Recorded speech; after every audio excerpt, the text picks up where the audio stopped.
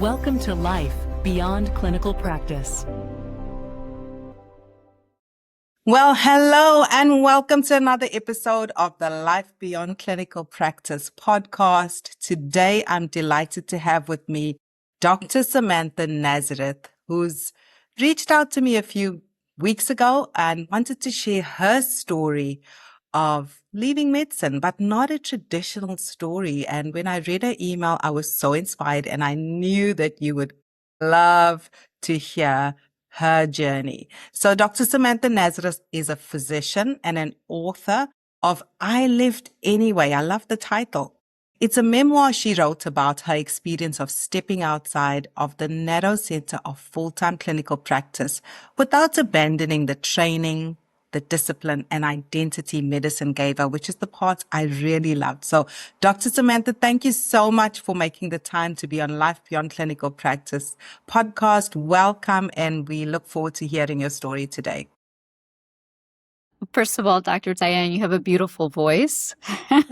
So I could hear you introduce me at any time, any day, any night. I'm glad to hear that. Thank you. Yeah, I guess a voice made for podcasting. Mm-hmm.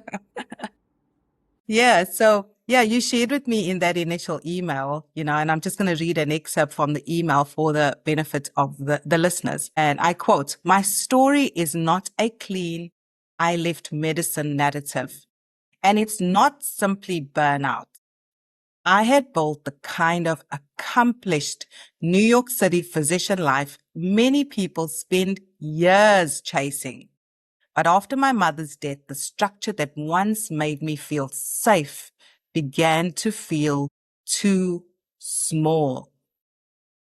That's powerful right there. So break that down for the listeners and share more about how you reached that pivotal point in your career after achieving success on the outside by every measure. And I'll preface this by saying that, and we always say this, once a doctor, always a doctor. I never left medicine. What changed was my relationship to it. So as the world became more global, mobile, virtual, so did my work, and it evolved into telehealth consulting, AI. And I would say the only thing I did leave was a windowless basement office with artificial lighting. That I did leave. Yeah, that is something good to leave, I'm sure. Yes, but you did mention a couple of things from the story, and I'll give you some dates. So we're in 2026, and I made this drastic change in 2023, right in January, which was the beginning of the new year. That's when everybody is facing these resolutions. What is the year going to look like? And I people have asked me what catalyzed it, and that's why I mentioned my mother's death. But her death was actually 2 years before, 2021, and we were very, very close. It was just like anybody who's had a significant loss. It took me a year actually to really like get back to it. But what her death really sparked in me was, what am I doing that I'm not living now how I should be? Because she ended up retiring, and then the moment she retired, she was in home hospice. So she actually never had the chance to enjoy. And I'm sure you've had parents or people are always, they're looking forward to retirement, to live, to go on these vacations, to do these things because they work hard to she put me through medical school, and then she retired and didn't really get to enjoy that. So I was faced with that from her, and then it made me question, all right, what do I want to do now? What your life to look like? Yeah. How do you want your life to play out? Yeah, exactly. So Wow. it was, I had a triple exit. It wasn't just one thing. It was, I grew up in Hoboken, New Jersey, and I ended up in New York City for a long time. I did training there. I did residency fellowship. I practiced there. I had a solo practice there. And when I left New York City, I really left home. So that was part one of the exit. Number two is the way I was practicing. Like I said, I didn't really leave medicine now, but it changed, it evolved. And the third thing was I left a 10-year relationship. So I did it Wow. Yeah. all at once. Mm. Yeah. All big things, right? And most people, when faced with this sort of crossroads in their lives, they know that they can't continue in the same pattern rhythm. They don't want to live life that way. But when faced with these big life decisions and changes, it becomes so intimidating. It's like I'm giving up all of this security, everything I've worked 20 plus years or however long to build. So how did you navigate that reality and overcome it to say, well, I lived anyway, the title of your book. I negotiated with my mind. That's how I ended up doing it. So Wow. the first negotiation, because like medicine trains you to override your needs. Totally. You have to work. You have to assess things. You can't really tap into what you desire. You have to override any of that. And the body was already starting to tell me, let's do something. And then finally, when the mind caught up to the body, it was a negotiation of, I will take 6 weeks sabbatical. That was the initial Okay. negotiation. So Right. it wasn't this It was huge safe leap. in a way, right? It was safe. Yeah. It was another Yeah. safe decision. Yes. I'll be honest about it. It was. Mm. That was my first negotiation, and that's what allowed me to do just that first step. Because at that point, it feels reversible. And I think that Right. that makes it And okay. that's totally justifiable because you invest, as you said, your mom invested in your education. You invested time, money, and energy into your education, residency, your solo practice. So just giving it all up like you're turning off a light switch it's not the reality that most people can handle, or even on a practical level that one should do. But sort of this negotiated transition. Okay, let me take this break. Let me do some introspection, reassess, seems like a safe, almost a launch pad or landing pad, whatever you want to call that. And then I think, early in my career when I pivoted, I also took a sabbatical because I just wanted to figure out what's next. And so, yeah, that's a great way to just separate yourself from your reality so that you can see and think more clearly. And then you start to see what some of the other options were. So maybe, yeah. So after that 6 weeks, what did that 6 week look like and what did it reveal to you? Well, day 1, 6 weeks turned into 3 months. Wow. I was looking for a long-term place, and I was running into obstacles in finding a place. And finally I found a landlord that agreed to 3 months. Usually they agree to 6 months. And in my mind, I said, oh my God, I can't do 6 months. This is so different than the 6 weeks. Right. So from day 1, it actually became, Wow. it was a 3-month. So it extended right on my first day of the trip. Yeah. And how did you fold that 3 months? Like what did it look like in reality for you? It was, this is the part I think that I felt like many people don't really speak about, is this in between. That's what I call it. Yeah. And actually my book, I changed the title. The original title, it was called Liminal, which is an in-between state. And that's what this time period felt like. It was, okay, there's this past here and this future that I still can't see. It's still unknown. Yeah. What am I supposed to do? And as sexy, tantalizing as a sabbatical, and I went to Puerto Rico, being on the beach in the tropics during the winter it's actually quite heavy because I put a lot of pressure on myself to create some sort of solution at the end. So it was, when you go from routine and structure to nothing and having freedom, it actually was a lot harder. to actually Unsettling. live it. Unsettling. Yes, that's a perfect adjective for that. Yeah, no, I can totally understand that. So, yeah, but kudos to you for actually making the decision to separate yourself, right? And then to figure out what comes next. What's that gonna look like for you? Now, somewhere in your email, you also mentioned that, when you reached a point where you started asking yourself that uncomfortable question of what else can I do? So you're in Puerto Rico on the beach, you've got this X amount of time to figure out what comes next. But then you said the real question became, who am I if medicine is no longer the only way I'm understood? And I love that. So maybe talk to the audience a little bit about how you process those questions in your mind. I'll say there was an internal conversation and a conversation that I had because I had to meet people from like just brand new. So I was in Right. conversations with strangers quite often as I was staying those months there. And outwardly, it was easy just to say I'm a doctor or I'm a gastroenterologist because it really puts you in people's mind in a box that they understand. Totally. Yep. Yep. And it comes with benefits, really. When you say Exactly. you're a doctor, people look at you differently. They do. 100%.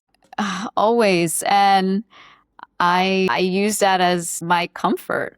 That's what I used. Even when I was in this in-between phase, I was still saying it so I could make sense to other people. But internally, I didn't want to seem like, oh, well, I'm on a sabbatical. And I didn't want to have this appearance of being not serious. So my internal conversation was not what I was telling other people. Projecting to the world.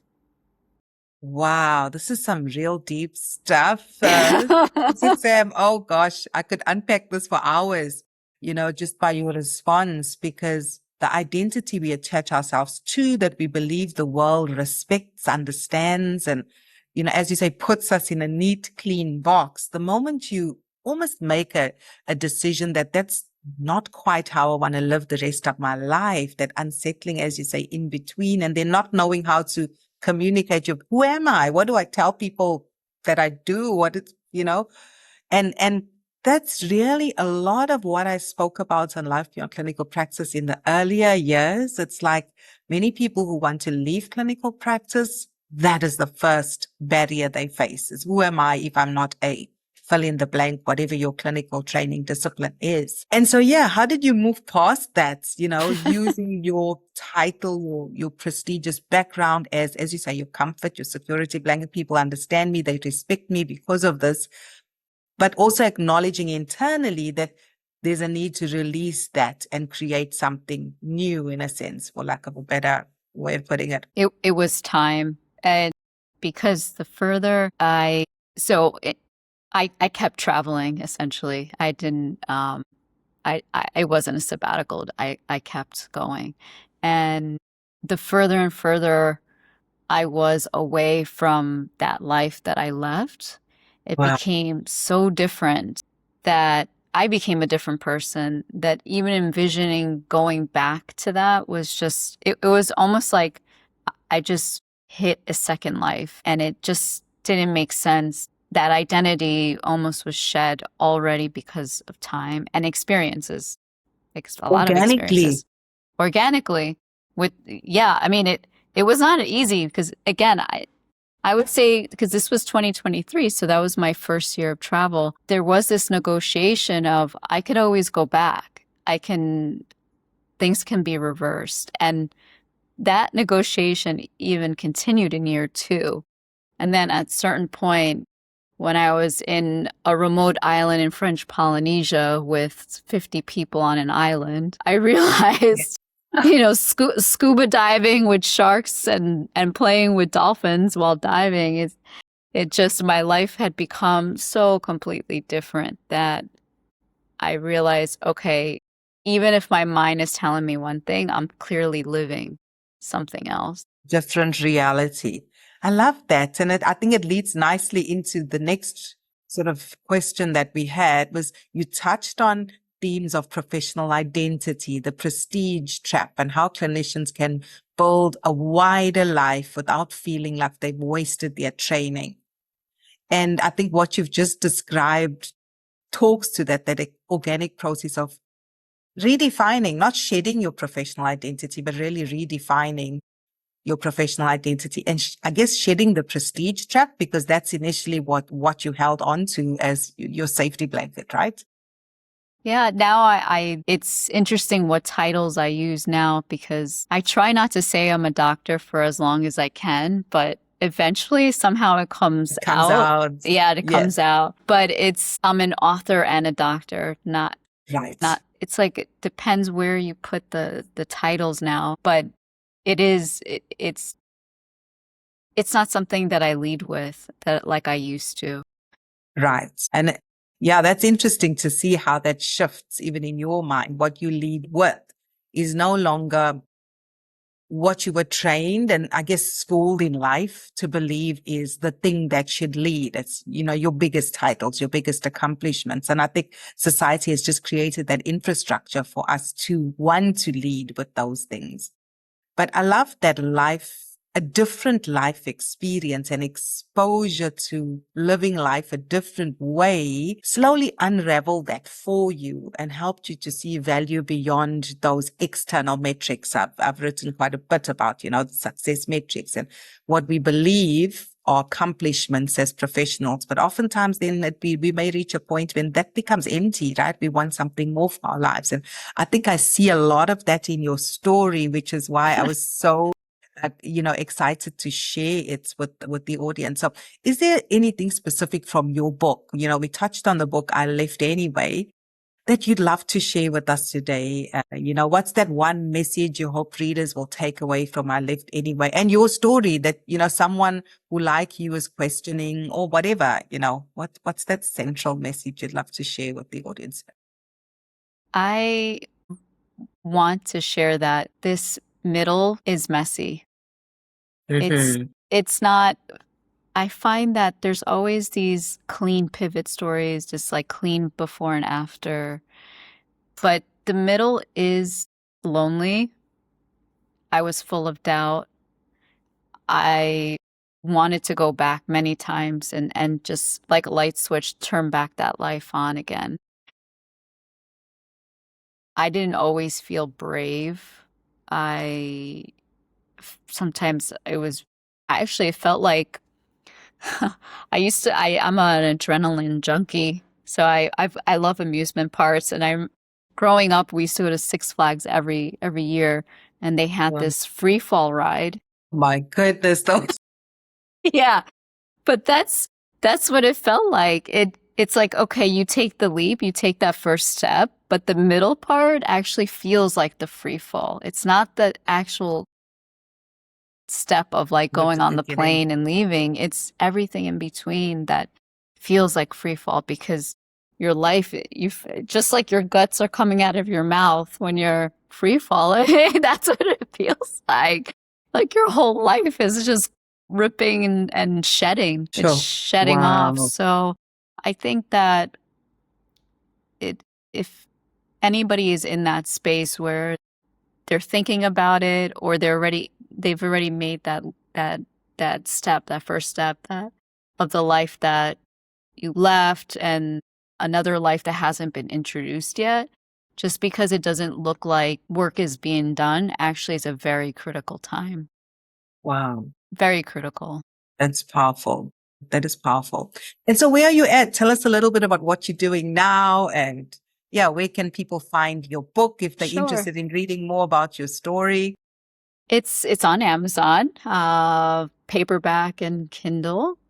And Okay. yeah, it's available there. And I write on Substack with my name, Samantha Nazareth, more short form. Okay. It gives me another outlet to do creative things. I always write nonfiction. Maybe that will change in the future, but I tend to write about my travel stories on Substack. Lovely. Yeah. Oh, that should be Instagram. interesting to read. Okay. I'll look you Instagram, up. yeah. I'm mainly on stories to keep in touch with people because I'm always Right. bouncing around. So just to keep in Yeah. touch. Yeah. Yeah. And what would you say is the biggest takeaway as we bring this interview to a close, Dr. Sam? What is Mm. your personally, do you feel you've gained and how's your life? I don't want to use the term richer, but yeah, your life now, you described sort of leaving and the fear and the doubt and everything you left behind and redefined life on a new terms now as an author, physician comes after, Yeah, internally, I think that's Mm. my question.